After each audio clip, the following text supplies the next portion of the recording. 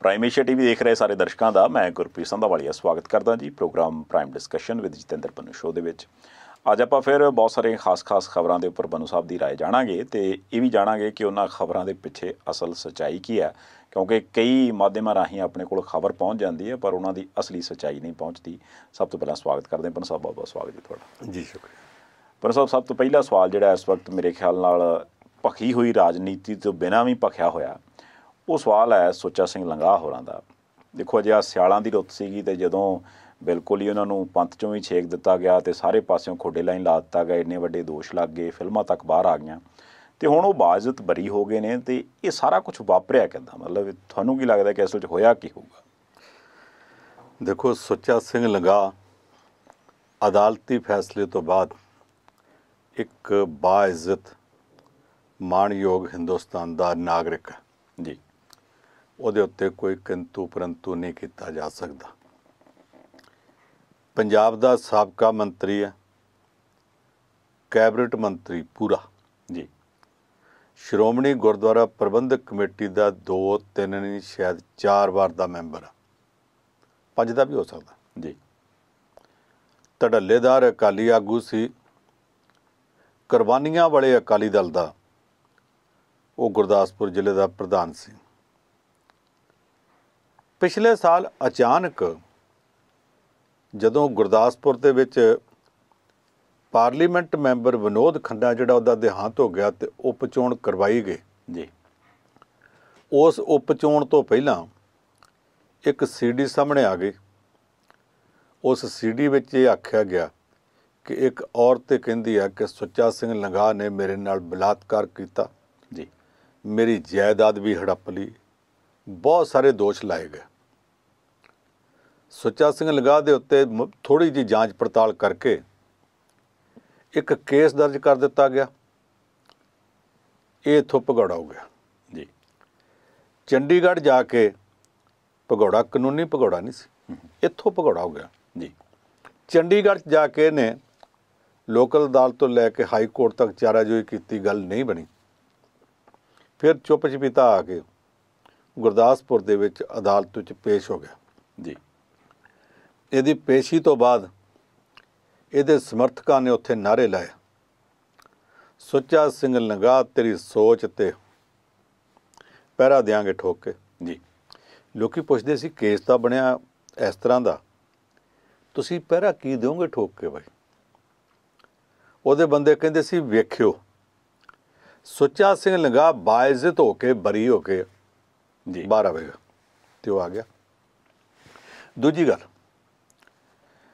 ਇਸ ਚਰਚਾ ਦੇ ਦੌਰਾਨ ਸੁੱਚਾ ਸਿੰਘ ਲੰਗਾਹ ਦੇ ਪਿਛੋਕੜ ਦੀ ਗੱਲ ਚੱਲੀ ਜੀ। ਉਸ ਪਿਛੋਕੜ ਦੀ ਗੱਲ ਚੱਲੀ ਜਿਹੜਾ ਸਾਈਕਲ ਦੇ ਉੱਤੇ ਡਰਮੀਆਂ ਬੰਨ੍ਹ ਕੇ ਦੁੱਧ ਢੋਣ ਤੋਂ ਸ਼ੁਰੂ ਹੋਇਆ ਸੀ, ਪੰਜਾਬ ਦੇ ਕੈਬਨਿਟ ਮੰਤਰੀ ਤੱਕ ਗਿਆ। ਉਸ ਪਿਛੋਕੜ ਦੀ ਵੀ ਗੱਲ ਚੱਲੀ ਜਿਹੜਾ ਪ੍ਰਕਾਸ਼ ਸਿੰਘ ਬਾਦਲ ਦੇ ਪਹਿਲੀ ਵਾਰੀ ਮੁੱਖ ਮੰਤਰੀ ਬਣਨ ਤੋਂ ਲੈ ਕੇ ਜਦੋਂ ਸੁੱਚਾ ਸਿੰਘ ਲੰਗਾਹ ਦਾ ਨਾਂ ਥਾਣੇ ਦੇ ਰਿਕਾਰਡ 'ਚ ਲਿਖਿਆ ਗਿਆ ਅਤੇ ਫਿਰ ਉਹਨਾਂ ਦਿਨਾਂ ਤੱਕ ਵੀ ਆਈ ਜਦੋਂ ਇਹ ਮੰਤਰੀ ਸੀ ਅਤੇ ਉਸ ਰਿਕਾਰਡ 'ਚੋਂ ਕੱਢਿਆ ਗਿਆ। ਇਹ ਸਭ ਪੁਰਾਣੀਆਂ ਕਹਾਣੀਆਂ ਨੇ ਜੀ, ਇਹਨਾਂ ਦੀ ਹੁਣ ਚਰਚਾ ਕੋਈ ਨਹੀਂ। ਫਿਰ ਅਕਾਲੀ ਦਲ, ਸ਼੍ਰੋਮਣੀ ਗੁਰਦੁਆਰਾ ਪ੍ਰਬੰਧਕ ਕਮੇਟੀ, ਅਕਾਲ ਤਖ਼ਤ ਸਾਹਿਬ ਨਾਲ ਜੁੜੇ ਸਿੰਘ ਸਾਹਿਬਾਨ ਸਾਰੇ ਪਾਸੇ ਭਾਜੜ ਦੀ ਸਥਿਤੀ ਬਣ ਗਈ। ਨਾ ਅਕਾਲੀ ਦਲ ਦੀ ਲੀਡਰਸ਼ਿਪ ਇੱਕ ਵਾਰ ਵੀ ਇਹ ਕਹਿ ਸਕੀ ਕਿ ਸਾਡੇ ਲੀਡਰ ਤੇ ਸਾਬਕਾ ਮੰਤਰੀ ਤੇ ਝੂਠਾ ਕੇਸ ਬਣਾਇਆ ਗਿਆ ਜੀ। ਨਾ ਸ਼੍ਰੋਮਣੀ ਗੁਰਦੁਆਰਾ ਪ੍ਰਬੰਧਕ ਕਮੇਟੀ ਇਹਦੇ ਪੱਖ ਵਿੱਚ ਬੋਲ ਸਕੀ। ਅਕਾਲੀ ਦਲ ਨੇ 24 ਘੰਟਿਆਂ ਦੇ ਅੰਦਰ ਅੰਦਰ ਇਹਨੂੰ ਅਹੁਦੇ ਤੋਂ ਲਾ ਦਿੱਤਾ। ਦੋਵੇਂ ਗੱਲਾਂ ਇਕੱਠੀਆਂ ਹੋਈਆਂ ਸੀ। ਉਹ ਕਹਿੰਦੇ ਸੀ ਅਸੀਂ ਲਾ ਦਿੱਤਾ, ਦੂਸਰੀ ਗੱਲ ਇਹ ਆਉਂਦੀ ਸੀ ਕਿ ਉਹਨਾਂ ਲਾਇਆ ਨਹੀਂ, ਇਹਨੇ ਅਸਤੀਫਾ ਭੇਜਤਾ ਜੀ। ਭੇਜਿਆ ਕਿ ਲਾਇਆ ਪਤਾ ਨਹੀਂ, ਇਹਨਾਂ ਨੂੰ ਪਤਾ ਹੋ। ਸ਼੍ਰੋਮਣੀ ਗੁਰਦੁਆਰਾ ਪ੍ਰਬੰਧਕ ਕਮੇਟੀ ਨੇ ਖੜੇ ਪੈਰ ਵਰਕਿੰਗ ਕਮੇਟੀ ਦੀ ਮੀਟਿੰਗ ਕਰਕੇ ਤੇ ਇਹਨੂੰ ਅਹੁਦੇ ਤੋਂ ਲਾ ਦਿੱਤਾ, ਮੈਂਬਰੀ ਤੋਂ ਪਾਸੇ ਕਰਤਾ ਜੀ। ਅਕਾਲ ਤਖ਼ਤ ਸਾਹਿਬ ਦੇ ਸਿੰਘ ਸਾਹਿਬਾਨ ਕਿਸੇ ਵੀ ਬੰਦੇ ਨੂੰ ਪਹਿਲਾਂ ਨੋਟਿਸ ਕੱਢਦੇ ਆ, ਤੇਰੇ ਤੇ ਆ ਦੋਸ਼ ਲੱਗੇ, ਆ ਕੇ ਸਫਾਈ ਦੇ, ਨਾ ਆਵੇ ਤਨਖਾਹੀਆ ਕਰਾਰ ਦਿੰਦੇ ਆ, ਫਿਰ ਵੀ ਨਾ ਆਵੇ ਤੇ ਸਿੱਖੀ ਚੋਂ ਖਾਰਜ ਕਰਦੇ ਆ। ਇਹਦੇ ਬਾਰੇ ਕੇਸ ਉਹਨਾਂ ਨੇ ਵੀ ਇੰਨਾ ਕਲੀਅਰ ਕੱਟ ਸਮਝਿਆ। ਪਹਿਲੀ ਮੀਟਿੰਗ ਵਿੱਚ ਹੀ ਉਹਨਾਂ ਨੇ ਸੁੱਚਾ ਸਿੰਘ ਲੰਗਾਹ ਨੂੰ ਸਿੱਖੀ ਚੋਂ ਖਾਰਜ ਕਰਤਾ। ਇੰਨਾ ਕੁਛ ਹੋ ਗਿਆ ਜੀ। ਇਹਦੇ ਤੋਂ ਸਾਫ਼ ਦਿਸਦਾ ਸੀ ਕਿ ਅਕਾਲੀ ਲੀਡਰਸ਼ਿਪ ਨੂੰ, ਸ਼੍ਰੋਮਣੀ ਕਮੇਟੀ ਨੂੰ, ਸਿੰਘ ਸਾਹਿਬਾਨ ਨੂੰ, ਸਾਰਿਆਂ ਨੂੰ ਇਹ ਚਾਨਣਾ ਕਿ ਅਸਲ 'ਚ ਹੋਇਆ ਕੀ। ਜੀ। ਉਦੋਂ ਹਫ਼ਤਾ ਕੁ ਬਾਅਦ ਅਚਾਨਕ ਇੱਕ ਨਵਾਂ ਮੋੜ ਆਇਆ, ਜਦੋਂ ਸਾਨੂੰ ਇਹ ਲੱਗਾ ਕਿ ਅਕਾਲੀ ਪਾਰਟੀ ਇਹਨੂੰ ਹੁਣ ਛਡਾਉਣ ਵਾਸਤੇ ਯਤਨ ਕਰੇਗੀ। ਜੀ। ਉਹ ਕੀ ਸੀ? ਇੱਕ ਹਫ਼ਤਾ ਤਾਂ ਅਕਾਲੀ ਦਲ ਦੀ ਲੀਡਰਸ਼ਿਪ ਗੁਰਦਾਸਪੁਰ ਜ਼ਿਲ੍ਹੇ 'ਚ ਵੜੀ ਨਹੀਂ। ਫਿਰ ਇਹਨਾਂ ਨੇ ਪਹਿਲਾ ਜਲਸਾ ਕੀਤਾ ਤੇ ਜਾ ਕੇ ਫਤਿਹ ਡੇਰਾ ਬਾਬਾ ਨਾਨਕ ਵਿੱਚ ਕੀਤਾ, ਜਿਹੜਾ ਸੁੱਚਾ ਸਿੰਘ ਲੰਗਾਹ ਦਾ ਹਲਕਾ ਸੀ। ਇਕੱਠ ਜਿੰਨਾ ਕਰਨਾ ਚਾਹੁੰਦੇ ਸੀ ਉਹ ਤਾਂ ਹੋ ਨਾ ਸਕਿਆ। ਜੀ। ਪਰ ਜਿੰਨਾ ਵੀ ਹੋਇਆ ਉਹਦੇ ਸਾਹਮਣੇ ਜਾ ਕੇ ਸੁਖਬੀਰ ਸਿੰਘ ਬਾਦਲ ਦੀ ਤਕਰੀਰ ਇਹ ਸੀ ਕਿ ਡੇਰਾ ਬਾਬਾ ਨਾਨਕ ਵਾਲਿਓ, ਜਦ ਤੱਕ ਤੁਹਾਡਾ ਆਪਣਾ ਨੁਮਾਇੰਦਾ ਆ ਨਹੀਂ ਜਾਂਦਾ ਉਦੋਂ ਤੱਕ ਤੁਹਾਡੇ ਵਾਸਤੇ ਸਰਪੰਚ ਵੀ ਬਿਕਰਮ ਸਿੰਘ ਮਜੀਠੀਆ, MLA ਵੀ ਬਿਕਰਮ ਸਿੰਘ ਮਜੀਠੀਆ ਤੇ ਤੁਹਾਡਾ ਮੰਤਰੀ ਵੀ ਬਿਕਰਮ ਸਿੰਘ ਮਜੀਠੀਆ ਹੋਵੇਗਾ। ਇਹ 'ਚੋਂ ਦੋ ਗੱਲਾਂ ਸੀ। ਜੀ। ਪਹਿਲੀ ਤੇ ਇੱਕ ਸੁਖਬੀਰ ਸਿੰਘ ਬਾਦਲ ਨੇ ਇਹ ਆਖਿਆ ਤੁਹਾਡਾ ਨੁਮਾਇੰਦਾ ਜਦ ਤੱਕ ਆ ਨਹੀਂ ਜਾਂਦਾ, ਇਹਦਾ ਮਤਲਬ ਕਿ ਉਦੋਂ ਚਾਰਾਜੋਈ ਸ਼ੁਰੂ ਕਰ ਚੁੱਕੇ ਸੀ ਕਿ ਬੰਦਾ ਅਸੀਂ ਵਾਪਸ ਲੈ ਆਉਣਾ। ਦੂਜਾ ਇਹ ਕਿ ਇਹ ਵੀ ਕਹਿ ਸਕਦੇ ਸੀ ਜਦ ਤੱਕ ਉਹ ਆ ਨਹੀਂ ਜਾਂਦਾ ਇਸ ਇਲਾਕੇ ਦੀ ਜ਼ਿੰਮੇਵਾਰੀ ਅਸੀਂ ਜਥੇਦਾਰ ਫੱਗਣ ਸਿੰਘ ਨੂੰ, ਜਥੇਦਾਰ ਸੁਲੱਖਣ ਸਿੰਘ ਨੂੰ, ਜਥੇਦਾਰ ਤੇਜਾ ਸਿੰਘ ਨੂੰ, ਜਥੇਦਾਰ ਮੇਜਾ ਸਿੰਘ ਨੂੰ, ਜਥੇਦਾਰ ਬਲਕਾਰ ਸਿੰਘ ਨੂੰ, ਜਥੇਦਾਰ ਕਿਸੇ ਹੋਰ ਨੂੰ ਸੌਂਪੇ। ਜੀ। ਉਹਨੂੰ ਨਹੀਂ। ਬਾਦਲ ਪਰਿਵਾਰ ਦੇ ਵਿੱਚੋਂ ਇੱਕ ਬੰਦੇ ਨੂੰ ਜਾ ਕੇ ਜ਼ਿੰਮੇਵਾਰੀ ਸੌਂਪਣ ਦਾ ਮਤਲਬ ਇਹ ਸੀ ਕਿ ਬਾਦਲ ਪਰਿਵਾਰ ਅਗਲੀ ਜ਼ਿੰਮੇਵਾਰੀ ਵੀ ਲੈ ਰਿਹਾ। ਉਸ ਤੋਂ ਬਾਅਦ ਜੋ ਚੋਣਾਂ ਹੋ ਗਈਆਂ, ਚੋਣਾਂ ਵਿੱਚ ਤਾਂ ਬੀਜੇਪੀ ਨੇ ਹਾਰਨਾ ਹੀ ਹਾਰਨਾ ਸੀ। ਉਹ ਪਤਾ ਸੀ, ਉਹ ਬੀਜੇਪੀ ਦੇ ਅੰਦਰੋਂ ਵੀ ਇੱਕ ਧੜਾ ਉਹਨੂੰ ਮਾਰਦਾ ਪਿਆ ਸੀ। ਜੀ। ਵੋਟਾਂ ਥੋੜ੍ਹਾ ਜਿਹਾ ਘੱਟ ਫਰਕ ਹੁੰਦਾ, ਸੁੱਚਾ ਸਿੰਘ ਲੰਗਾਹ ਦਾ ਕਰਕੇ ਵੱਧ ਫਰਕ ਪੈ ਗਿਆ। ਬੀਜੇਪੀ ਨੇ ਉੱਦਾਂ ਵੀ ਹਾਰਨਾ ਸੀ। ਪਰ ਵੱਡਾ ਫਰਕ ਉਦੋਂ ਪਿਆ ਜਦੋਂ ਜਿਹੜੀ ਸ਼ਿਕਾਇਤਕਰਤਾ ਬੀਬੀ ਸੀ ਉਹਨੇ ਜਾ ਕੇ ਅਦਾਲਤ ਵਿੱਚ ਲਿਖ ਕੇ ਦੇ ਦਿੱਤਾ ਕਿ ਮੈਂ ਤਾਂ ਜੀ ਇਸ ਸੀਡੀ ਵਿੱਚ ਹੈ ਹੀ ਨਹੀਂ, ਮੈਨੂੰ ਤੇ ਪਤਾ ਹੀ ਨਹੀਂ ਸ਼ਿਕਾਇਤ ਕਿਹਨੇ ਕਰਾਈ, ਕਿੱਦਾਂ ਕੀਤੀ, ਕੀ ਕੁਛ ਹੈ, ਮੈਨੂੰ ਤੇ ਐਵੇਂ ਬਦਨਾਮ ਕੀਤਾ ਗਿਆ। ਬੀਬੀ ਨੇ ਇਹ ਤਾਂ ਲਿਖ ਕੇ ਦੇ ਦਿੱਤਾ ਕਿ ਇਸ ਵੀਡੀਓ 'ਚ ਮੈਂ ਨਹੀਂ, ਪਰ ਬੀਬੀ ਨੇ ਇਹ ਤਾਂ ਨਹੀਂ ਨਾ ਲਿਖ ਕੇ ਦਿੱਤਾ ਕਿ ਇਸ ਵੀਡੀਓ 'ਚ ਸੁੱਚਾ ਸਿੰਘ ਲੰਗਾਹ ਵੀ ਹੈ ਨਹੀਂ। ਜੀ। ਉਹ ਤੇ ਆਪਣੇ ਬਾਰੇ ਕਹਿ ਸਕਦੀ ਹੈ ਨਾ। ਤੇ ਜਦੋਂ ਉਹ ਕਹਿੰਦੀ ਆ ਕਿ ਮੈਂ ਇਹਦੇ 'ਚ ਨਹੀਂ, ਬਾਕੀ ਦੀ ਵੀਡੀਓ ਹੋਵੇ ਨਾ ਹੋਵੇ, ਉਹ ਕੋਈ ਕ੍ਰਾਈਮ ਬਣਦਾ ਹੀ ਨਹੀਂ। ਸੁੱਚਾ ਸਿੰਘ ਦੀ ਹੈਗੀ ਕਿ ਨਹੀਂ ਹੈਗੀ ਦਾ ਮਤਲਬ ਹੀ ਕੋਈ ਨਹੀਂ, ਕ੍ਰਾਈਮ ਕੋਈ ਨਹੀਂ ਗਾ। ਬੜੇ ਲੋਕਾਂ ਦੀਆਂ ਤੁਰੀਆਂ ਫਿਰਦੀਆਂ ਨੇ ਇੱਥੇ। ਜੀ। ਅਦਾਲਤ ਨੇ ਇਹਨੂੰ ਛੱਡਣਾ ਹੀ ਛੱਡਣਾ ਸੀ। ਇਹਦੇ ਸਬੰਧ 'ਚ ਚੰਡੀਗੜ੍ਹੋਂ ਸ਼ਬਦ ਇੱਕ ਅਖਬਾਰ ਨੇ ਰਿਪੋਰਟ ਛਾਪੀ ਕਿ ਬੀਬੀ ਨੇ ਆਪਣੀ ਦਰਖਾਸਤ ਵਿੱਚ ਲਿਖਿਆ ਸੀ ਮੇਰੀ ਫਲਾਣੇ ਫਲਾਣੇ ਥਾਂ ਦੀ ਜ਼ਮੀਨ ਸੁੱਚਾ ਸਿੰਘ ਲੰਗਾਹ ਨੇ ਦੱਬ ਲਈ ਹੈ। ਜੀ। ਤੇ ਫਲਾਣੀ ਤਰੀਕ ਨੂੰ ਉਹ ਜ਼ਮੀਨ ਸੁੱਚਾ ਸਿੰਘ ਲੰਗਾਹ ਦੇ ਬੰਦਿਆਂ ਨੇ ਇਹਦੇ ਨਾਂ ਤੇ ਟਰਾਂਸਫਰ ਕਰਾਤੀ, ਇਸ ਕਰਕੇ ਬੀਬੀ ਦਾ ਸਮਝੌਤਾ ਹੋ ਗਿਆ। ਅੱਛਾ ਜੀ। ਇਸ ਗੱਲ ਦਾ ਕਦੇ ਜਵਾਬ ਨਹੀਂ ਦਿੱਤਾ ਗਿਆ ਕਿ ਕੀ ਬੀਬੀ ਦੇ ਜਿਹੜੀ ਜ਼ਮੀਨ ਸੁੱਚਾ ਸਿੰਘ ਲੰਗਾਹ ਦੇ ਨਾਂ ਦੱਸੀ ਗਈ ਸੀ ਉਹ ਵਾਪਸ ਉਹਦੇ ਨਾਂ ਹੋਈ ਕਿ ਨਹੀਂ ਹੋਈ। ਇਹ 'ਚ ਸੱਚਾਈ ਕੀ ਆ, ਇਹਦੇ ਉੱਤੇ ਬਹਿਸ ਫਿਰ ਵੀ ਚੱਲਦੀ ਰਹਿਣੀ ਹੈ। ਵੱਡੀ ਗੱਲ ਇਹ ਹੈ ਕਿ ਅਦਾਲਤੀ ਫੈਸਲਾ, ਅਦਾਲਤ ਨਾ ਕਦੇ ਕਿਸੇ ਨੂੰ ਆਪਣੇ ਤੌਰ ਤੇ ਫਾਂਸੀ ਦਿੰਦੀ ਆ, ਨਾ ਕਦੇ ਕਿਸੇ ਨੂੰ ਬਰੀ ਕਰਦੀ ਆ। ਅਦਾਲਤ ਸਬੂਤਾਂ ਤੇ ਗਵਾਹੀਆਂ ਦੇ ਉੱਤੇ ਚੱਲਦੀ ਆ। ਇਸ ਕੇਸ ਵਿੱਚ ਜੇ ਸ਼ਿਕਾਇਤ ਦਰਜ ਕਰਾਉਣ ਵਾਲੀ ਜਿਹੜੀ ਆ ਉਹ ਸਾਰੀ ਸ਼ਿਕਾਇਤ ਤੋਂ ਮੁੱਕਰ ਜਾਂਦੀ, ਕਹਿੰਦੀ ਮੈਂ ਸ਼ਿਕਾਇਤ ਹੀ ਨਹੀਂ ਦਰਜ ਕਰਾਈ, ਤੇ ਫਿਰ ਖਰਾਬੇ ਦੀ ਗਰਦੌਰੀ ਤੁਸੀਂ ਕਿਹੜੇ ਤਹਿਸੀਲਦਾਰ ਤੋਂ ਕਰਾ ਲਓਗੇ? ਮਾਮਲਾ ਤੇ ਖਤਮ ਹੋ ਜਾਂਦਾ ਉੱਥੇ। ਇਸ ਕਰਕੇ ਸੁੱਚਾ ਸਿੰਘ ਲੰਗਾਹ ਨੇ ਛੁੱਟਣਾ ਹੀ ਛੁੱਟਣਾ ਸੀ, ਉਹ ਛੁੱਟ ਗਿਆ। ਅਗਲਾ ਕੰਮ ਹੈ ਕਿ ਹੁਣ ਅਕਾਲ ਤਖਤ ਸਾਹਿਬ ਜਾ ਕੇ ਪੇਸ਼ ਹੁੰਦਾ ਕਿ ਨਹੀਂ ਹੁੰਦਾ। ਅਕਾਲ ਤਖਤ ਇਹਨੂੰ ਇਸ ਗੱਲ ਤੋਂ ਤੇ ਛੱਡ ਸਕਦਾ ਕਿ ਉਹ ਬੀਬੀ ਸੀਡੀ 'ਚ ਨਹੀਂ ਗਈ, ਪਰ ਬਾਕੀ ਜੋ ਕੁਝ ਸੀਡੀ 'ਚ ਉਹਦੇ ਬਾਰੇ ਅਕਾਲ ਤਖਤ ਕੀ ਫੈਸਲਾ ਕਰੂਗਾ ਲੋਕ ਵੇਖਣਗੇ। ਸ਼੍ਰੋਮਣੀ ਕਮੇਟੀ ਕੀ ਫੈਸਲਾ ਕਰਦੀ ਹੈ। ਅਕਾਲੀ ਦਲ ਇਹਨੂੰ ਦੁਬਾਰਾ ਲਿਆ ਕੇ ਉੱਥੇ ਉਹ ਜਿਹੜਾ ਨਾਰਾ ਲਿਆ ਸੀ ਸੁੱਚਾ ਸਿੰਘ ਤੇਰੀ ਸੋਚ ਤੇ, ਉਹ ਠੋਕ ਕੇ ਪਹਿਰਾ ਦੇਣ ਵਾਸਤੇ ਦੁਬਾਰਾ ਇਹਨੂੰ ਕਿਹੜੀ ਕਲਗੀ ਲਾਉਂਦਾ ਇਹ ਵੀ ਡਿੱਕਾ ਜੋ। ਪਰ ਇਸ ਵੇਲੇ ਸਭ ਲੋਕਾਂ ਵਾਸਤੇ ਇਹ ਫੈਸਲਾ ਇੱਕ ਬਹੁਤ ਵੱਡਾ ਹੈਰਾਨੀ ਵਾਲਾ ਮੁੱਦਾ ਕਿ ਇੰਨਾ ਅੱਧ ਸਮਾਨੇ ਚਾੜ ਕੇ ਗੁੱਡੀ ਅਚਾਨਕ ਹੀ ਬੋਕਾਟਾ ਕਿੱਦਾਂ ਹੋ ਗਿਆ। ਵੈਸੇ ਪਨ ਸਾਹਿਬ ਇੱਦਾਂ ਦੇ ਕੇਸਾਂ ਤੋਂ ਬਾਅਦ ਕਿਤੇ ਨਾ ਕਿਤੇ ਲੋਕ ਸੋਚਦੇ ਤਾਂ ਹੈ ਕਿ ਰਸੂਖਦਾਰ ਬੰਦੇ ਲਈ ਅਦਾਲਤਾਂ ਹੋਰ ਤੇ ਆਮ ਬੰਦੇ ਲਈ ਫਿਰ ਤੇ ਕੱਲ ਨੂੰ ਬਾਪੂ ਆਸਰਾ ਨਹੀਂ ਛੁੱਟ ਸਕਦਾ। ਸੋ ਵੇਲਾ ਇੱਕ ਬ੍ਰੇਕ ਦਾ ਜੀ। ਬ੍ਰੇਕ ਤੋਂ ਬਾਅਦ ਆਪਾਂ ਫਿਰ ਮਿਲਦੇ ਹਾਂ। ਬਣੇ ਰਹਿਣਾ ਸਾਡੇ ਨਾਲ ਪ੍ਰਾਈਮ ਏਸ਼ੀਆ TV ਤੇ। ਬ੍ਰੇਕ ਤੋਂ ਬਾਅਦ ਇੱਕ ਵਾਰ ਫਿਰ ਤੁਹਾਡਾ ਸਾਰਿਆਂ ਦਾ ਸਵਾਗਤ ਹੈ ਜੀ ਪ੍ਰੋਗਰਾਮ ਪ੍ਰਾਈਮ ਡਿਸਕਸ਼ਨ ਦੇ ਵਿੱਚ। ਪਰ ਸਾਹਿਬ ਗੱਲ ਤਾਂ ਵੈਸੇ ਆਪਾਂ ਜੇ ਬਰਗਾੜੀ ਕਾਂਡ ਵਾਲੀ ਵੀ ਕਰਨੀ ਹੈ ਜੋ ਕੈਪਟਨ ਸਾਹਿਬ ਨੇ ਪ੍ਰੈਸ ਕਾਨਫਰੰਸ ਕੀਤੀ, ਪਰ ਉਸ ਤੋਂ ਪਹਿਲਾਂ ਮੈਂ ਪੁੱਛਣਾ ਚਾਹੁੰਦਾ ਕਿ ਜਿਹੜਾ ਅਸਾਮ ਦੇ ਵਿੱਚ ਇੱਕ ਨੈਸ਼ਨਲ ਰਜਿਸਟਰ ਦਾ ਰੌਲਾ ਪੈ ਗਿਆ ਜੀ, ਕਹਿੰਦੇ 40 ਲੱਖ ਲੋਕ ਜਿਹੜੇ ਨੇ ਉਹ ਲਾਂਭਲੇ ਨੇ ਅਤੇ ਉਹ ਬਾਹਰ ਰਹਿ ਗਏ, ਉਹਨਾਂ ਦਾ ਨਾਮ ਉਹਦੇ ਵਿੱਚ ਦਰਜ ਨਹੀਂ ਹੈ, ਸ਼ਾਇਦ ਉਹਨਾਂ ਨੂੰ ਨਾਗਰਿਕ ਨਹੀਂ ਮੰਨਿਆ ਜਾ ਰਿਹਾ। ਇਹ ਚੱਕਰ ਕੀ ਹੈ ਜੀ, ਕੀ ਰੌਲਾ ਕੀ ਹੈ ਇਹ? ਗੁਰਪ੍ਰੀਤ ਜੀ, ਆਜ਼ਾਦੀ ਤੋਂ ਬਾਅਦ ਪਹਿਲੀ ਵਾਰੀ 1951 'ਚ ਮਰਦਮਸ਼ੁਮਾਰੀ ਕਰਾਈ ਗਈ, ਸੈਂਸ ਜਨਗਣਨਾ ਕਹਿੰਦੇ ਆ ਜੀ। ਉਹ ਇੱਕ ਨਾਗਰਿਕ ਰਜਿਸਟਰ, ਸਿਟੀਜ਼ਨ ਰਜਿਸਟਰ ਜਿਹੜਾ ਸੀ ਉਹ ਬਣਾਇਆ ਗਿਆ ਜੀ। ਉਦੋਂ ਬਾਅਦ ਜਿਹੜੀ ਹਰ 10 ਸਾਲਾਂ ਬਾਅਦ ਹੁੰਦੀ ਆਉਂਦੀ ਉਸ ਨੂੰ ਮੰਨਦੇ। ਫਿਰ 1972, 73, 74 ਵਿੱਚ ਰੌਲਾ ਪੈ ਗਿਆ ਕਿ ਬੰਗਲਾਦੇਸ਼ ਬਣਨ ਤੋਂ ਪਹਿਲਾਂ ਪਾਕਿਸਤਾਨ ਤੋਂ ਸਤਾਏ ਹੋਏ ਕੁਝ ਲੋਕ ਜਿਹੜੇ ਬੰਗਲਾਦੇਸ਼ ਤੋਂ ਆਏ ਸੀ ਇੱਥੇ ਸ਼ਰਨਾਰਥੀ ਬਣ ਕੇ ਉਹ ਵਾਪਸ ਨਹੀਂ ਗਏ, ਉਹ ਘੁਸਪੈਠੀਏ ਬਣ ਕੇ ਅਸਾਮ ਵਿੱਚ ਤੇ ਹੋਰ ਥਾਵਾਂ 'ਤੇ ਵੱਖ-ਵੱਖ ਥਾਵਾਂ 'ਤੇ ਵਸ ਗਏ ਜੀ, ਤੇ ਜਾਂਦੇ ਨਹੀਂ ਉਹ ਤਾਂ ਪਏ। ਇਹਦੇ ਉੱਤੇ ਐਜੀਟੇਸ਼ਨ ਚੱਲ ਪਈ। ਐਜੀਟੇਸ਼ਨ ਚਲਾਉਣ ਲਈ ਦੋ ਧਿਰਾਂ ਖੜੀਆਂ ਹੋਈਆਂ, ਇੱਕ ਆਸਾਮ ਗਣ ਪਰਿਸ਼ਦ ਤੇ ਇੱਕ ਆਲ ਅਸਾਮ ਸਟੂਡੈਂਟਸ ਯੂਨੀਅਨ, ਆਸੂ ਕਹਿੰਦੇ ਸੀ ਜੀ। ਉਹਨਾਂ ਨੇ ਮੁੱਦਾ ਇਹ ਚੁੱਕਿਆ ਕਿ ਸਾਡੀ ਆਸਾਮੀ ਲੋਕਾਂ ਦੀ ਆਇਡੈਂਟੀਟੀ ਨੂੰ, ਸਾਡੀ ਪਛਾਣ ਨੂੰ ਖਤਰਾ ਹੈ, ਬਾਹਰਲੇ ਲੋਕ ਸਾਰੇ ਬਾਹਰ ਕੱਢ ਦਿਓ ਜੀ। ਇਹਦੇ ਉੱਤੇ ਪਹਿਲਾਂ ਤੇ ਮਾੜੇ ਮੋਟੇ ਬੰਦ, ਹੜਤਾਲਾਂ, ਫਿਰ ਬੱਸਾਂ ਦੀ ਸਾੜ ਫੂਕ। ਫਿਰ ਉਹਨਾਂ ਨੇ ਇਹ ਨਾਅਰਾ ਚੁੱਕਤਾ ਕਿ ਇਕੱਲੇ ਬੰਗਲਾਦੇਸ਼ੀ ਘੁਸਪੈਠੀਏ ਨਹੀਂ, ਭਾਰਤੀ ਲੋਕ ਵੀ ਇੱਥੋਂ ਨਿਕਲ ਜਾਓ, ਯਾਨੀ ਅਸੀਂ ਅਸਾਮ ਆਜ਼ਾਦ ਹੋ ਗਏ, ਇੱਥੋਂ ਤੱਕ ਵੀ ਚਲੇ ਗਏ ਜੀ। ਇਹਦੇ ਵਾਸਤੇ ਫਿਰ ਇੱਕ ਅੱਤਵਾਦੀ ਜਥੇਬੰਦੀ ਬਣ ਗਈ, United liberation front of Assam, ਜਿਹਨੂੰ ਉਲਫਾ ਕਹਿੰਦੇ ਆ। ਉਹ ਅੱਜ ਤੱਕ ਵੀ ਬੰਦੂਕਾਂ ਚੁੱਕੀ ਫਿਰਦੀ ਆ ਜੀ। ਜਿਨ੍ਹਾਂ ਨੇ ਅੱਗ ਲਾਈ ਸੀ ਉਹ ਅਸਾਮ ਗਣ ਪਰਿਸ਼ਦ ਵਾਲੇ ਬਾਅਦ ਵਿੱਚ ਅਸਾਮ ਦੇ ਮੁੱਖ ਮੰਤਰੀ ਵੀ ਰਹੇ, ਕੇਂਦਰ ਦੇ ਮੰਤਰੀ ਵੀ ਰਹੇ, ਭਾਜਪਾ ਨਾਲ ਵੀ ਸਮਝੌਤੇ ਕੀਤੇ, ਕਾਂਗਰਸ ਨਾਲ ਵੀ ਕੀਤੇ, ਪਰ ਜਿਹੜੀ ਚਵਾਤੀ ਲਾਤੀ ਸੀ ਉਹ ਬਲ ਧੁਖਦੀ ਰਹੀ ਜੀ। ਉਦੋਂ ਇਹ ਸਮਝਿਆ ਜਾਂਦਾ ਸੀ ਕਿ ਭਾਜਪਾ ਤੇ ਅਜੇ ਬਣੀ ਨਹੀਂ। ਇਹਦੇ ਤੋਂ ਪਹਿਲਾ ਰੂਪ ਹੁੰਦਾ ਸੀ ਜਨਸੰਘ, ਵੀ ਜਨਸੰਘ ਵਾਲਿਆਂ ਨੇ ਛੇੜ ਕੇ ਐਜੀਟੇਸ਼ਨ ਸ਼ੁਰੂ ਕਰਾਈ ਹੈ। ਜਦੋਂ ਪੰਜਾਬ ਦੇ ਹਾਲਾਤ ਵੀ ਵਿਗੜੇ ਸੀ, ਇੰਦਰਾ ਗਾਂਧੀ ਦਾ ਕਤਲ ਹੋ ਗਿਆ, ਦਿੱਲੀ 'ਚ ਸਿੱਖ ਕਤਲੇਆਮ ਹੋ ਗਿਆ, ਇਹਦੇ ਬਾਅਦ ਇੱਕ ਸਮਝੌਤਾ ਰਾਜੀਵ ਗਾਂਧੀ ਨੇ ਪ੍ਰਧਾਨ ਮੰਤਰੀ ਬਣ ਕੇ ਕੀਤਾ ਸੀ ਸੰਤ ਲੌਂਗੋਵਾਲ ਦੇ ਨਾਲ, ਜਿਹਨੂੰ ਪੰਜਾਬ ਸਮਝੌਤਾ ਕਹਿੰਦੇ ਸੀ। ਸੰਤ ਲੌਂਗੋਵਾਲ ਦੇ ਨਾਲ ਸਮਝੌਤਾ ਕਰਨ ਤੋਂ ਬਾਅਦ ਉਹਨੇ ਸੋਚਿਆ ਕਿ ਹੁਣ ਬਾਕੀ ਦੇ ਮਾਮਲੇ ਵੀ ਨਿਬੇੜੋ। ਮਨੀਪੁਰ ਦੇ ਬਾਗੀਆਂ ਨਾਲ ਵੀ ਸਮਝੌਤਾ ਕੀਤਾ ਤੇ ਉਦੋਂ ਹੀ ਆਸਾਮ ਗਣ ਪਰਿਸ਼ਦ ਦੇ ਨਾਲ ਵੀ ਸਮਝੌਤਾ ਕੀਤਾ ਗਿਆ ਜੀ, ਜਿਹਦੇ ਉੱਤੇ ਕੇਂਦਰ ਦੇ ਹੋਮ ਸੈਕਟਰੀ ਤੇ ਆਸਾਮ ਦੇ ਜਿਹੜਾ ਗਵਰਨਰ ਹੈ ਉਹਨਾਂ ਦੇ ਦਸਤਖਤ ਹੋਏ। ਉਹਦੇ ਵਿੱਚ ਇਹ ਮੰਨਿਆ ਗਿਆ ਕਿ ਜਿਹੜੇ 1966 ਤੋਂ ਪਹਿਲਾਂ ਦੇ ਉੱਥੇ ਲੋਕ ਵੱਸਦੇ ਆ ਉਹਨਾਂ ਨੂੰ ਬਿਲਕੁਲ ਨਹੀਂ ਛੇੜਿਆ ਜਾਊ। ਜਿਹੜੇ 66 ਤੋਂ 71 ਤੱਕ ਆਏ ਆ ਉਹਨਾਂ ਨੂੰ ਇਹ ਪੁੱਛਿਆ ਜਾਵੇਗਾ ਕਿ ਤੁਸੀਂ ਆਪਣੀ ਆਇਡੈਂਟੀਟੀ ਸਾਬਤ ਕਰੋ ਕਿ ਤੁਹਾਡੇ ਵੱਡੇ ਵਡੇਰੇ ਇੱਥੇ ਸੀ, ਤੁਸੀਂ ਬਾਹਰੋਂ ਨਹੀਂ ਆਏ ਜੀ।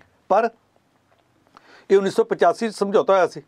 ਨਾਲ ਇਹ ਆਖਿਆ ਗਿਆ ਕਿ ਜੋ ਨਾਮ ਹੀ ਸਾਬਤ ਕਰ ਸਕਣ ਤੇ 10 ਸਾਲ ਲਈ ਉਹਨਾਂ ਦੀ ਸਿਟੀਜ਼ਨਸ਼ਿਪ ਰੱਦ ਕਰਕੇ ਬਾਅਦ ਵਿੱਚ ਵਿਚਾਰਿਆ ਜਾਵੇਗਾ ਕੀ ਕਰਨਾ ਜੀ। ਪਰ 24 ਮਾਰਚ 1971 ਦੀ ਇੱਕ ਤਰੀਕ ਮਿਸ ਦਿੱਤੀ ਕਿ ਇਹਦੇ ਤੋਂ ਬਾਅਦ ਜਿਹੜਾ ਵੀ ਕੋਈ ਆਇਆ ਉਹਨੂੰ ਅਸੀਂ ਬਾਹਰਲਾ ਮੰਨਣਾ, ਉਹਨੂੰ ਫਿਰ ਅਸਾਮ ਵਿੱਚ ਵਸਣ ਨਹੀਂ ਦੇਣਾ, ਉਹਨੂੰ ਕੱਢਤਾ ਜਾਓ। ਇਹ ਸਮਝੌਤਾ ਤੇ ਰਾਜੀਵ ਗਾਂਧੀ ਦੇ ਵੇਲੇ ਹੋ ਗਿਆ ਸੀ ਜੀ। ਜਿੱਦਾਂ ਪੰਜਾਬ ਦਾ ਸਮਝੌਤਾ, ਨਾ ਤਾਂ SYL ਨਹਿਰ ਬਣੀ ਤੇ ਨਾ ਚੰਡੀਗੜ੍ਹ ਸਾਨੂੰ ਪੰਜਾਬ ਨੂੰ ਮਿਲਿਆ, ਅੱਧ ਵਿਚਾਲੇ ਲਟਕ ਗਿਆ ਸੀ।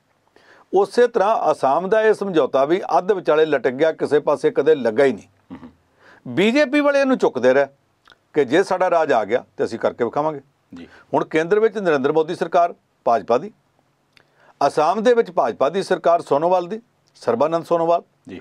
ਇਹਨਾਂ ਨੇ ਆਖਿਆ ਜੀ ਹੁਣ ਮੌਕਾ ਅਸੀਂ ਤਾਂ NRC ਕਰਾਂਗੇ, ਨੈਸ਼ਨਲ ਸਿਟੀਜ਼ਨਸ਼ਿਪ ਰਜਿਸਟਰ ਜਿਹੜਾ ਇਹਨਾਂ ਨੇ ਬਣਾਉਣ ਦੀ ਉਹ ਸਰਵੇਖਣ ਦੀ ਮੁਹਿੰਮ ਚਲਾਈ, ਉਹ ਸਰਵੇ ਕੀਤਾ, ਉਹਦਾ ਜਿਹੜਾ ਫਾਈਨਲ ਡਰਾਫਟ ਹੈ, ਰਿਪੋਰਟ ਨਹੀਂ, ਫਾਈਨਲ ਡਰਾਫਟ ਖਰੜਾ ਉਹ ਆ ਗਿਆ।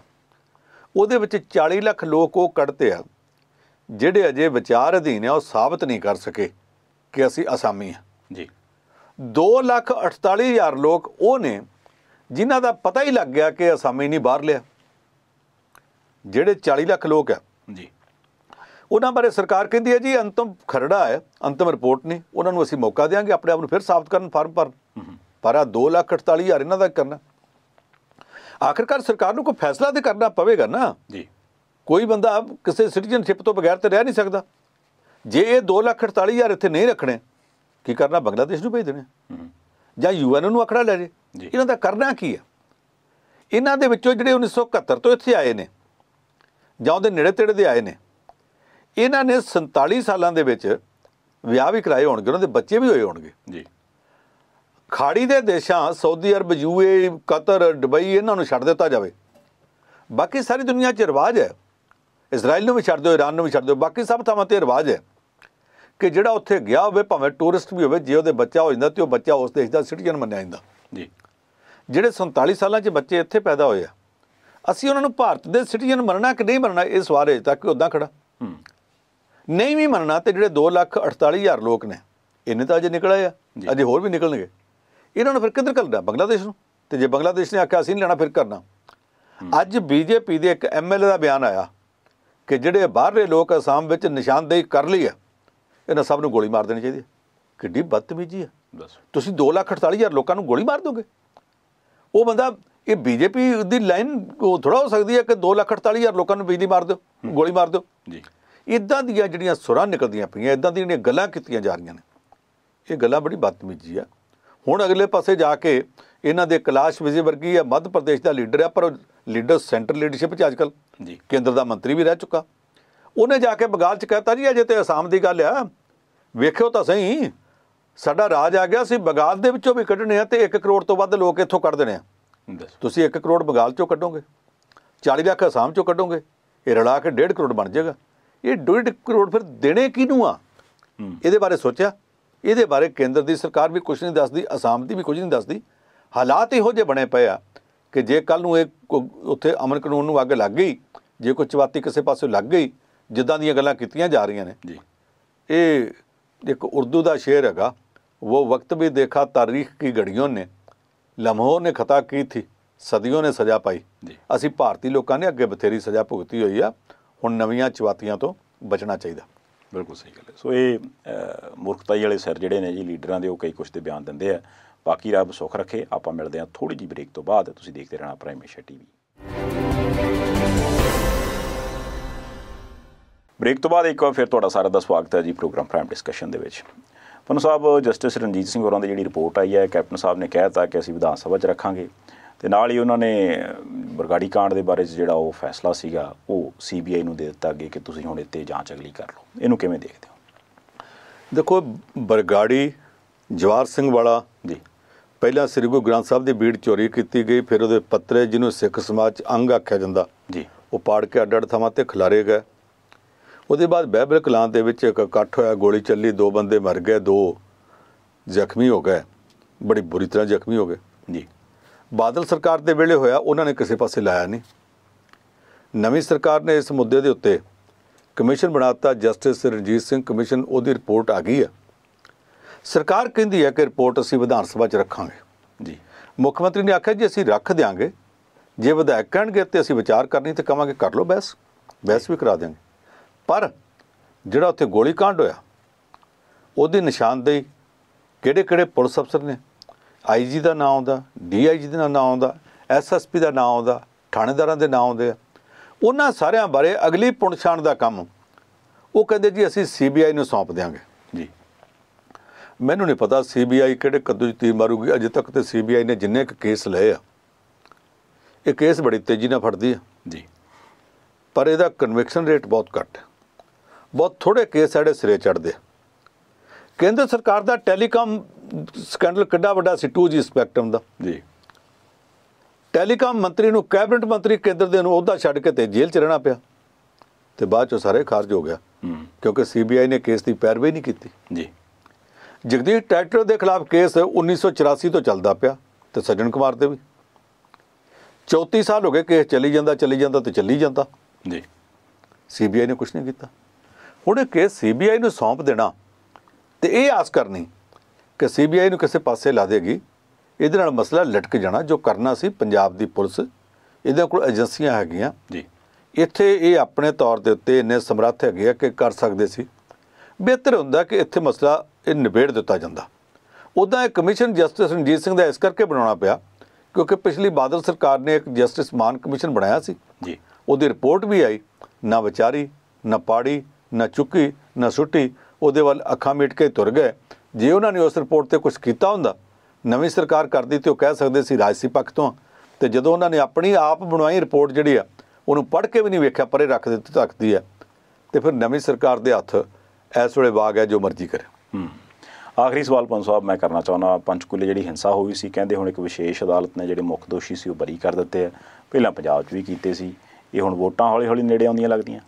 ਨਹੀਂ, ਇਹਦੇ ਬਾਰੇ ਸਾਨੂੰ ਪਹਿਲਾਂ ਹੀ ਲੱਗਦਾ ਸੀ ਕਿ ਇਹ ਹੋ ਜਾਣੇ ਜੀ। ਉਹਦਾ ਕਾਰਨ ਕੀ ਹੈ? ਸੱਚੇ ਸੌਦੇ ਵਾਲੇ ਬਾਬੇ ਦੇ ਉੱਤੇ ਕੇਸ ਬਣਿਆ ਸੀ 2 ਸਾਧਵੀਆਂ ਨਾਲ ਬਲਾਤਕਾਰ ਦਾ ਜੀ। ਬੜੀ ਲੰਬੀ ਚੌੜੀ ਕਾਰਵਾਈ, ਘੱਟੋ ਘੱਟ ਇਸ ਮਾਮਲੇ ਦੇ ਵਿੱਚ CBI ਨੇ ਹਿੰਮਤ ਵਿਖਾਈ, ਉਹਨੂੰ ਸਾਧ ਨੂੰ ਟਿਕਾਣੇ ਤੱਕ ਪਹੁੰਚਾਤਾ, ਔਰ CBI ਦਾ ਜੱਜ ਵੀ ਸਖਤ ਸੀ, ਉਹਨਾਂ ਨੇ ਦੋਸ਼ੀ ਵੀ ਡਿਕਲੇਅਰ ਕੀਤਾ ਤੇ ਸਜ਼ਾ ਵੀ ਉਹਨੂੰ ਬਹੁਤ ਸਖਤ ਦਿੱਤੀ ਜੀ। ਜਦੋਂ ਉਹਨੇ ਆਖਿਆ ਗ੍ਰਿਫਤਾਰ ਕਰ ਲਓ, ਦੋਸ਼ੀ ਉਹਨੂੰ ਐਲਾਨ ਕਰ ਦਿੱਤਾ, ਸਜ਼ਾ 3 ਦਿਨ ਬਾਅਦ ਦੇਣੀ ਸੀ, ਉਹਦੇ ਚੇਲੇ ਚਾਂਟੇ ਬਾਹਰ ਭੜਕ ਉੱਠੇ। 24 ਘੰਟਿਆਂ ਦੇ ਅੰਦਰ ਅੰਦਰ 42 ਮੌਤਾਂ ਹੋ ਗਈਆਂ, 3 ਤਾਂ ਬਾਅਦ 'ਚ ਹੋਈਆਂ, ਸ਼ਾਮ ਤੱਕ 39 ਹੋ ਚੁੱਕੀਆਂ ਸੀ ਜੀ। ਉਹਨਾਂ 'ਚੋਂ 28 ਮੌਤਾਂ ਇਕੱਲੇ ਪੰਚਕੂਲੇ 'ਚ ਹੋਈਆਂ ਸੀ। ਇੰਨੀ ਸਾੜ ਫੂਕ, ਭੰਨ ਤੋੜ, ਮੌਤਾਂ, ਖੂਨ ਖਰਾਬੇ ਤੋਂ ਬਾਅਦ ਹਰਿਆਣੇ ਦਾ ਮੁੱਖ ਮੰਤਰੀ ਭਾਜਪਾ ਦਾ ਮਨੋਹਰ ਲਾਲ ਖੱਟਰ ਸ਼ਾਮ ਨੂੰ ਹਸਪਤਾਲ 'ਚ ਗਿਆ ਜ਼ਖਮੀਆਂ ਨੂੰ ਵੇਖਣ, ਤੇ ਪ੍ਰੈਸ ਵਾਲਿਆਂ ਨੇ ਪੁੱਛਿਆ, ਜੀ ਇਹ ਸੱਚੇ ਸੌਦੇ ਵਾਲੇ ਚੰਗਾ ਧਾਰਮਿਕ ਡੇਰਾ, ਤੁਸੀਂ ਤਾਂ ਸਾਰੇ ਉੱਥੇ ਜਾ ਕੇ ਮੱਥੇ ਟੇਕਦੇ ਸੀ, ਇਹਨਾਂ ਨੇ ਆ ਸਾਰਾ ਦਿਨ ਕੀ ਸਾੜ ਫੂਕ ਕਰਤੀ, ਬੜੀ ਮਾਰ ਧਾੜ ਕੀਤੀ ਹੈ। ਤੇ ਮੁੱਖ ਮੰਤਰੀ ਮਨੋਹਰ ਲਾਲ ਖੱਟਰ ਦਾ ਉਸੇ ਦਿਨ ਸ਼ਾਮ ਨੂੰ ਬਿਆਨ ਸੀ, ਬਿਲਕੁਲ ਨਹੀਂ, ਸੱਚਾ ਸੌਦਾ ਡੇਰੇ ਵਾਲੇ ਇਹ ਕੰਮ ਕਰ ਹੀ ਨਹੀਂ ਸਕਦੇ, ਇਹ ਤਾਂ ਇਹਨਾਂ ਦੇ ਵਿੱਚ ਐਂਟੀ ਸੋਸ਼ਲ ਐਲੀਮੈਂਟ ਆ ਗਏ ਸੀ, ਸਮਾਜ ਵਿਰੋਧੀ ਅਨਸਰ ਆ ਗਏ ਸੀ, ਸਾਰੀ ਭੰਨ ਤੋੜ ਉਹਨਾਂ ਕੀਤੀ ਆ। ਉਦੋਂ ਹੀ ਪਤਾ ਲੱਗ ਗਿਆ ਸੀ ਕਿ ਬਚਾਊਗਾ ਇਹ ਬੰਦਾ ਮੁੱਖ ਮੰਤਰੀ ਨੂੰ। ਫਿਰ ਇਹਨਾਂ ਨੇ ਆਪਣੀ ਮਰਜ਼ੀ ਦੀ SIT ਬਣਾਤੀ, ਸਪੈਸ਼ਲ ਇਨਵੈਸਟੀਗੇਸ਼ਨ ਟੀਮ, ਉਹਨੇ ਪੜਤਾਲ ਕੀਤੀ। ਸਾਰਿਆਂ ਨੂੰ ਪਤਾ ਕਿ ਬਾਬੇ ਦੇ ਨਾਲ ਲੱਗੇ ਹੋਏ ਇੱਕ ਪੁਲਿਸ ਦੇ ਕਮਾਂਡੋ ਹਵਾਲਦਾਰ ਨੇ, ਜਿਹੜਾ ਹੈਗਾ ਪੁਲਿਸ ਦਾ ਹਵਾਲਦਾਰ ਸੀ ਪਰ ਬਾਬੇ ਦਾ ਬਹੁਤਾ ਭਗਤ ਸੀ, ਉਹਨੇ ਅਦਾਲਤ ਵਿੱਚ IG ਨੂੰ ਚਪੇੜ ਮਾਰੀ ਸੀ ਜੀ। ਇੰਨਾ ਕੁਛ ਹੋਇਆ ਸੀਗਾ, ਤੇ ਹਰਿਆਣੇ ਦੀ ਸਰਕਾਰ ਇੰਨੀ ਬੇਗੈਰਤੀ ਨਿਕਲੀ ਹੈ ਕਿ ਉਹਨਾਂ ਨੇ ਕੇਸ ਦੀ ਪੈਰਵਾਈ ਨਹੀਂ ਕੀਤੀ। ਤੇ ਕਰਦੇ ਵੀ ਕਿਉਂ? 25 ਤਰੀਕ ਨੂੰ ਉਹ ਸਾਧ ਨੂੰ ਅਦਾਲਤ ਦੋਸ਼ੀ ਕਰਾਰ ਦਿੰਦੀ ਹੈ ਤੇ ਜੇਲ੍ਹ ਭੇਜਦੀ ਹੈ ਜੀ। ਉਹਦੇ ਤੋਂ ਸਿਰਫ 10 ਦਿਨ ਪਹਿਲਾਂ 15 ਅਗਸਤ ਨੂੰ ਉਹਨੇ ਇੱਕ ਝੂਠਾ ਸੱਚਾ ਆਪਣਾ ਜਨਮ ਦਿਨ ਮਨਾਇਆ ਸੀ। ਹਰਿਆਣੇ ਦੀ ਸਰਕਾਰ ਦੇ 2 ਸਭ ਤੋਂ ਸੀਨੀਅਰ ਮੰਤਰੀ ਉੱਥੇ ਗਏ ਤੇ ਸਰਕਾਰ ਵੱਲੋਂ 51 ਲੱਖ ਰੁਪਈਆ ਉਹਦੇ ਪੈਰਾਂ 'ਚ ਚੈੱਕ ਰੱਖ ਕੇ, ਉਹਦੇ ਪੈਰਾਂ 'ਤੇ ਸਿਰ ਰੱਖ ਕੇ, ਮੱਥਾ ਟੇਕ ਕੇ, ਤੇ ਸਰਕਾਰ ਵੱਲੋਂ ਸ਼ਗਨ ਪਾ ਕੇ ਆਏ ਸੀ, ਉਹ ਤੋਂ ਆਸ਼ੀਰਵਾਦ ਲੈ ਕੇ ਆਇਆ ਸੀ। ਜਿਹੜੀ ਸਰਕਾਰ ਉਹ ਸਾਧ ਦੇ ਝੂਠੇ ਸੱਚੇ ਜਨਮ ਦਿਨ 'ਤੇ, ਕਿਉਂਕਿ ਸੱਚਾ ਅਸਲੀ ਜਨਮ ਦਿਨ ਤਾਂ ਹੋਰ ਹੈ ਜੀ, ਝੂਠੇ ਜਨਮ ਦਿਨ ਦੇ ਉੱਤੇ ਵੀ 51 ਲੱਖ ਦਾ ਸ਼ਗਨ ਪਾਉਂਦੀ ਹੈ। ਜਿਹੜੀ ਸਰਕਾਰ 28 ਮੌਤਾਂ ਹੋਣ ਤੋਂ ਬਾਅਦ ਇਹ ਕਹਿੰਦੀ ਹੈ ਕਿ ਇਹਨਾਂ ਦਾ ਕੰਮ ਨਹੀਂ, ਐਂਟੀ ਸੋਸ਼ਲ ਐਲੀਮੈਂਟਸ ਦਾ ਕੰਮ ਹੈ, ਇਹਦਾ ਮਤਲਬ ਕਿ ਉਸ ਸਰਕਾਰ ਦੇ ਹੁੰਦਿਆਂ ਕੇਸ ਦੀ ਪੈਰਵੀ ਪੂਰੀ ਨਹੀਂ ਕੀਤੀ ਗਈ, ਬੰਦੇ ਤਾਂ ਛੁੱਟ ਗਏ ਆ। ਉਹਨਾਂ ਸਾਹਿਬ ਤੁਸੀਂ ਸਮਾਂ ਕੱਢਿਆ ਤੇ ਸਾਰੀਆਂ ਖਬਰਾਂ ਦੀਆਂ ਅੰਦਰਲੀਆਂ ਗੱਲਾਂ ਸਾਡੇ ਨਾਲ ਸਾਂਝੀਆਂ ਕੀਤੀਆਂ, ਤੁਹਾਡਾ ਬਹੁਤ ਬਹੁਤ ਧੰਨਵਾਦ ਜੀ। ਇਸ ਦੇ ਨਾਲ ਹੀ ਆਪਾਂ ਇਸ ਪ੍ਰੋਗਰਾਮ ਨੂੰ ਇੱਥੇ ਹੀ ਸਮਾਪਤ ਕਰਦੇ ਹਾਂ ਜੀ। ਤੁਸੀਂ ਇੱਕ ਛੋਟਾ ਜਿਹਾ ਕੰਮ ਕਰ ਲਿਆ ਕਰੋ, ਇਹ ਹੈ ਕਿ ਇਹਨਾਂ ਵੀਡੀਓਜ਼ ਨੂੰ ਵੱਧ ਤੋਂ ਵੱਧ ਸ਼ੇਅਰ ਕਰਿਆ ਕਰੋ, ਤਾਂ ਜੋ ਹੋਰਨਾਂ ਪੰਜਾਬੀਆਂ ਤੱਕ ਵੀ ਜਿਹੜੇ ਕਿ ਵੱਖ-ਵੱਖ ਦੇਸ਼ਾਂ 'ਚ ਬੈਠੇ ਨੇ ਉਹਨਾਂ ਤੱਕ ਪ੍ਰਾਈਮ ਏਸ਼ੀਆ TV ਦੀ ਪਹੁੰਚ ਬਣ ਸਕੇ। ਫਿਲਹਾਲ ਦਿਓ ਗੁਰਪ੍ਰੀਤ ਸੰਧਾਵਾਲੀਆ ਨੂੰ ਇਜਾਜ਼ਤ, ਦੇਖਦੇ ਰਹੋ ਪ੍ਰਾਈਮ ਏਸ਼ੀਆ TV, ਤੁਹਾਡਾ ਆਪਣਾ, ਤੁਹਾਡੇ ਲਈ।